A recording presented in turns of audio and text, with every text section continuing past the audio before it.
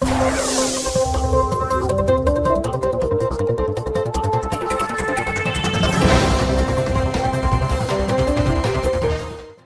gentlemen, very good morning. Buenos dias. This is Eitaro Kojima from JETRO headquarters. Today I'm going to talk about the dynamism of ASEAN and Oceania. Following my presentation, managing directors of JETRO Hanoi, Vietnam, JETRO Singapore, and JETRO Sydney, Australia will explain more about each country. So I want you to grasp the entire picture and the image of ASEAN and Oceania markets and Japanese companies' activities there. This is my introduction. I used to work in Myanmar and Singapore, and I'm still involved in this region. 2 years ago, I visited Mexico and made a presentation at the same kind of occasion, so some of you might remember me. Today's topics consist of 5 major questions. At first, let me briefly check the locations on the map and integrated situation through FTA's network.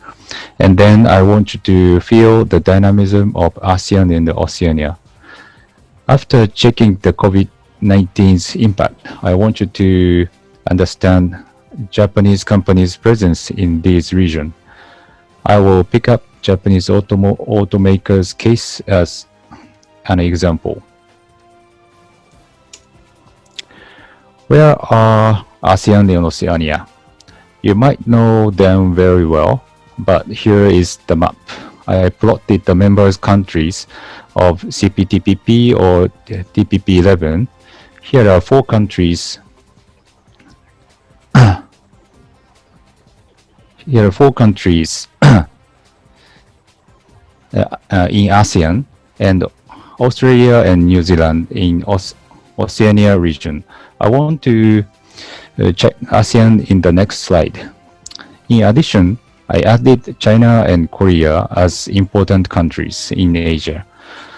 One thing I want to point out is that Japan is close to emerging ASEAN and Oceania market. It is not so easy for you to enter these markets directly from Mexico. You may use Japan as your base to enter emerging markets. In this slide, you can check ASEAN member countries. ASEAN has 10 member countries, including Vietnam and Singapore. Vietnam is here, around here, and Singapore is around here. So, and this land part is we call Mekong countries, Mekong regions, including Vietnam, Thailand, and others. JETRO has 10 offices in ASEAN, except for Brunei. We have 2 offices in Vietnam, namely Hanoi, northern part, and Ho Chi Minh, southern part. Of course, we have an office in Sydney, Australia. So we are getting current and local information of each country through our network. How are these regions integrated? Please look at the FTA's network in ASEAN and Oceania. We have network of TPP-11 countries as well as Asian regional FTA's network. Especially ASEAN as a center is integrated. Basically, tariff elimination of ASEAN FTA after was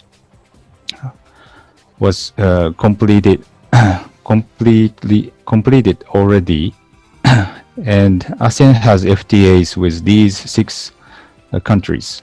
As for Japanese companies' supply chain in Asia, these networks are quite important.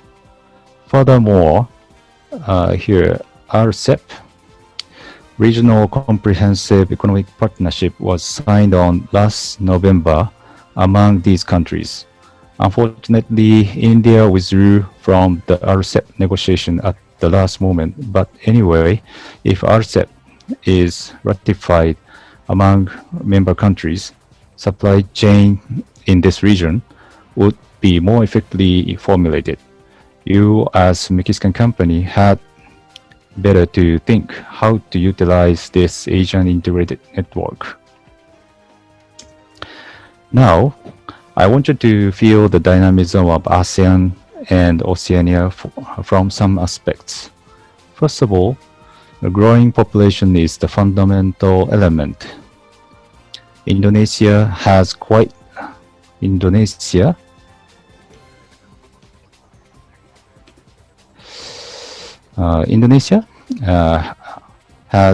large number of population among ASEAN countries, but collectively ASEAN has nearly 700 million in 2020 and will have around 800 million in 2050. So in addition, as you can see, this median age, left bottom, median age, so that relatively young generation are there, like Mexico. The population of Australia and New Zealand are relatively small, but people there are getting high income and still growing. So you may find different business opportunities there. Secondly, let me check GDP per capita. You can see how much these countries are developed. Singapore, Australia, New Zealand are very well developed and advanced countries. However, many of ASEAN countries, including Vietnam, are in still developing stage. They will surely develop in the future, but you had better understand current situation correctly. If you come to those developing countries, it means that you are investing and preparing for the future market. Here are some pictures. As you can see, Singapore and Sydney, Australia, and the New Zealand. So those countries are well developed, quite beautiful and sophisticated cities. Australia and New Zealand are more like Europe in Asia because of historical background. In Vietnam, you can see lots of motorbike, although these years automobiles are increasing on the street. If you come to Vietnam, you can surely feel the dynamism. Thirdly, please take a look at this chart. You can see how fast economies are expanding.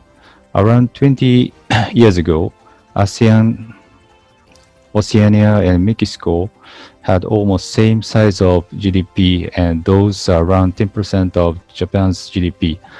However, you can see how rapidly ASEAN economies are expanding. Japan is still the world's third largest economy, but ASEAN as a whole is rapidly catching up such Japan, and that size will be more than 70% of Japan's GDP in 2025. Oceania is also expanding gradually, and that size will be more than 30% of Japan's GDP. So this time, because of time limitation, I cannot explain digital economy, but such economy is also expanding there. Hope you may be able to have some image of dynamism. Corona pandemic, COVID-19, is heavy obstacle everywhere in the world. Fundamentals of dynamism of ASEAN and Oceania have not been changed because of COVID-19, I believe. However, you have to take COVID-19 into consideration to plan your business. Here is the table here is the table that shows monthly new infectious cases of COVID-19 per 1 million of population. You may compare each country, including Mexico. As you can see, some of ASEAN countries like Malaysia and Indonesia. They are facing difficulties to suppress infection. On the other hand, I want you to check Singapore, Vietnam, and Australia, New Zealand, and some other Mekong countries. They relatively well managed corona pandemic on the ground, and this situation reflects to each economic condition. Here are real GDP growth rate. All countries dropped at the second quarter of 2020, but have been recovering after that. Especially, you may be surprised at Vietnam's GDP. Here it is. So that they didn't go down under 0%. Right now, all over the world, people cannot move freely inside each country and between countries.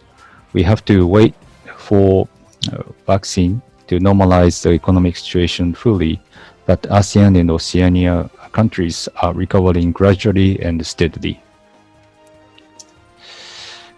I want to show you the future business plan activities of Japanese companies in the next 1 to 2 years. According to our survey to Japanese companies in each Asian and Oceania country, majority of Japanese companies said remaining the same. Here it is, remaining the same.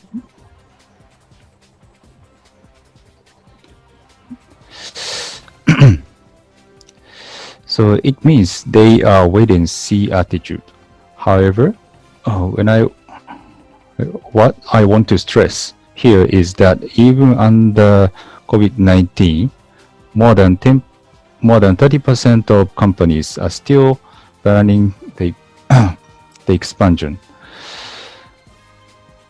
Although this number decreased compared to the past surveys, especially in Vietnam, nearly half of respondents checked expansion.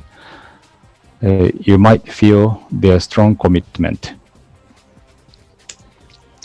How have Japanese companies established the production and sales network? Let me share Japanese automakers' production data here as an example. Thailand and Indonesia are two major production countries among ASEAN countries. In 2019, Japanese automakers in ASEAN totally produced nearly 4 million vehicles. Toyota, Honda, and others have production and other facilities there. You may be able to imagine that many suppliers are also there. They are utilizing ASEAN FTA's integrated network for their production. As for sales side, please look at these charts. Especially Thailand, Indonesia, and Australia has more than 1 million vehicles market in 2019. Anyway, one thing I would like to point out is significant share of Japanese automakers' sales in each market. Especially almost 100% of Indonesian market is supplied by Japanese automakers.